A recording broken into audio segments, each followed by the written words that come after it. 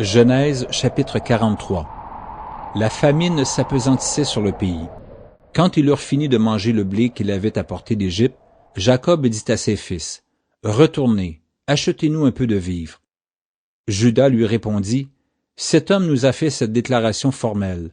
Vous ne verrez pas ma face, à moins que votre frère ne soit avec vous. Si donc tu veux envoyer notre frère avec nous, nous descendrons, et nous t'achèterons des vivres.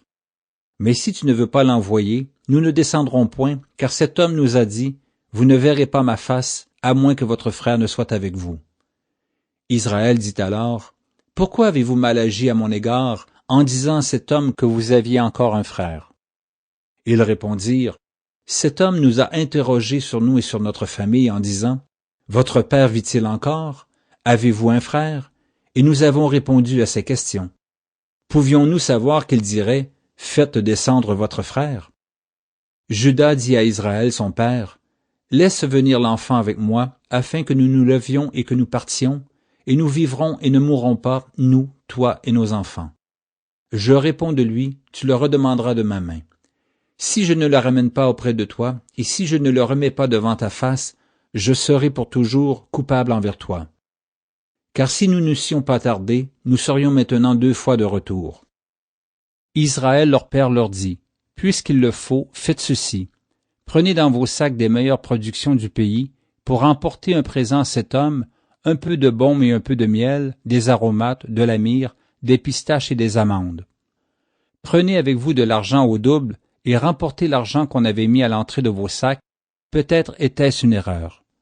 Prenez votre frère et levez-vous, retournez vers cet homme.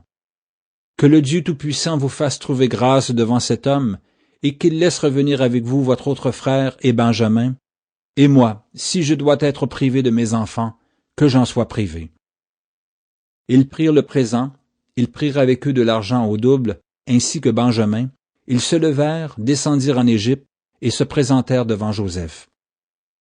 Dès que Joseph vit avec eux Benjamin, il dit à son intendant, « Fais entrer ces gens dans la maison, tu et apprête, car ces gens mangeront avec moi à midi. » Cet homme fit ce que Joseph avait ordonné, et il conduisit ces gens dans la maison de Joseph.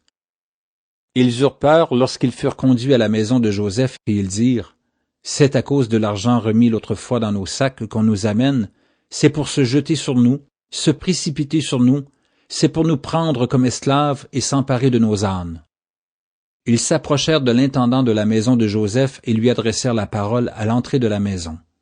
Ils dirent, « Pardon, mon Seigneur, nous sommes déjà descendus une fois pour acheter des vivres. Puis, quand nous arrivâmes au lieu où nous devions passer la nuit, nous avons ouvert nos sacs, et voici, l'argent de chacun était à l'entrée de son sac, notre argent selon son poids, nous le rapportons avec nous. Nous avons aussi apporté d'autre argent pour acheter des vivres. Nous ne savons pas qui avait mis notre argent dans nos sacs. » L'intendant répondit, « Que la paix soit avec vous, ne craignez rien. C'est votre Dieu, le Dieu de votre Père, qui vous a donné un trésor dans vos sacs. Votre argent m'est parvenu. » Et il leur amena Siméon.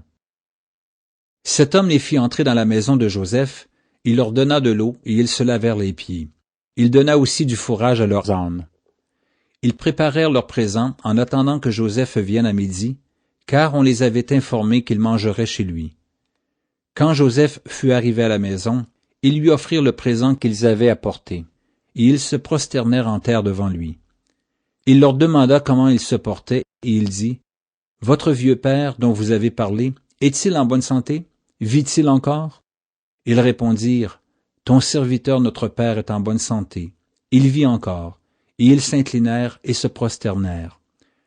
Joseph leva les yeux, et, jetant un regard sur Benjamin son frère, fils de sa mère, il dit, « Est-ce là votre jeune frère dont vous m'avez parlé? » Et il ajouta, « Dieu te fasse miséricorde, mon fils. » Ses entrailles étaient émues pour son frère, et il avait besoin de pleurer. Il entra précipitamment dans une chambre, et il y pleura. Après s'être lavé le visage, il en sortit, et faisant des efforts pour se contenir, il dit, « Servez à manger. » On servit Joseph à part et ses frères à part. Les Égyptiens qui mangeaient avec lui furent aussi servis à part, car les Égyptiens ne pouvaient pas manger avec les Hébreux, parce que c'est à leurs yeux une abomination. Les frères de Joseph s'assirent en sa présence, le premier-né selon son droit d'aînesse, et le plus jeune selon son âge, et ils se regardaient les uns les autres avec étonnement. Joseph leur fit porter des mets qui étaient devant lui, et Benjamin en eut 5 fois plus que les autres. Ils burent et s'égayèrent avec lui.